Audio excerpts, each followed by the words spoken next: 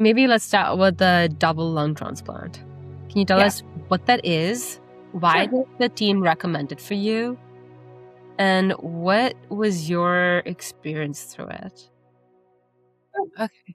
So a double lung transplant is when they take 2 healthy lungs from a deceased donor and replace them with the lungs that you have. So basically, my lungs were diseased, and my pulmonologist actually recommended it. My oncologist knew nothing about a double lung transplant. A lot of oncologists, they don't know a lot about it. So I wasn't shocked. The process was scary, risky, and insurance hated to see me coming. But I actually, yeah, that's another story. But yeah, it's a very risky process. So many things could go wrong with it. It's a lot. And a lot of people, a lot of health institutions have not performed this surgery before. How did you make that decision? So the pulmonologist recommends you do it. Oncologist says, nah, what are you talking about? Yeah. So one day I did like a random follow-up with my pulmonologist, and she knew that I was starting to, I call it run out of options, meaning that the chemos and the clinical trials of the world were not working. I was progressing. So the pulmonologist literally said one day, "Hey, I think you might be a fit for a double lung transplant. Let me refer you." And I was like, "What? What is a double lung transplant? Like what? I don't know what you're talking about." So she was like, "Hey, I'm gonna give you this number and you call." And I was like, "Okay."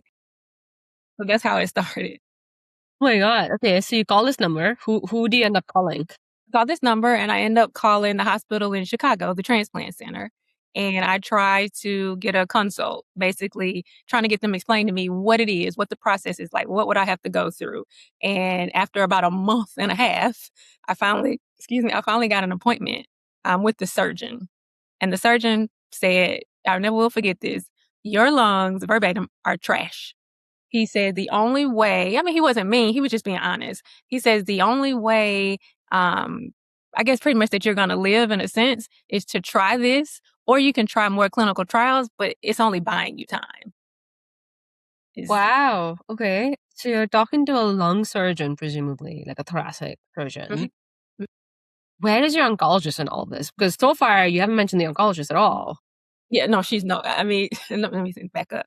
Um, she is still in Atlanta, but she doesn't necessarily know about any of this. All she knows is that I'm gonna call and get more info.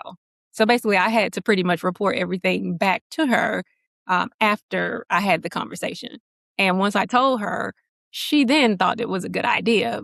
But before that, she really didn't know anything about it. Okay, so you talk to the surgeon in Chicago 6 weeks after you have been told that this option even exists. You're kind of facing this daunting decision. One is, do I stay on trials, buy time? The other one is, okay, I have really bad lungs. I'm going to try this really, really, really scary, kind of rare decision of transplanting both my lungs. How do you come to that decision?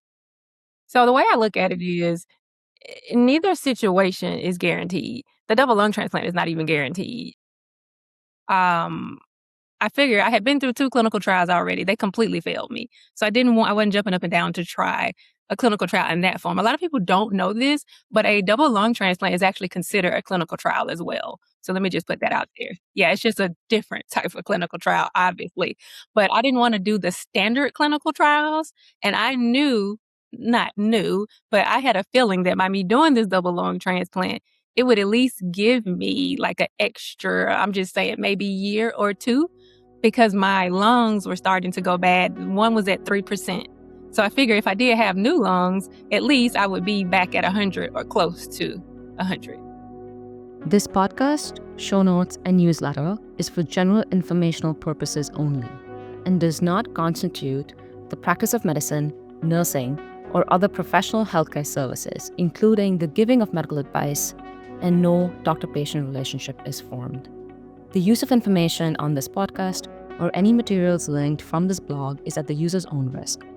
The opinions of the speakers are their own and do not represent the opinions of organizations they're affiliated with, nor do they reflect the opinions of Manta Cares Inc. or Manta Cares' sponsors.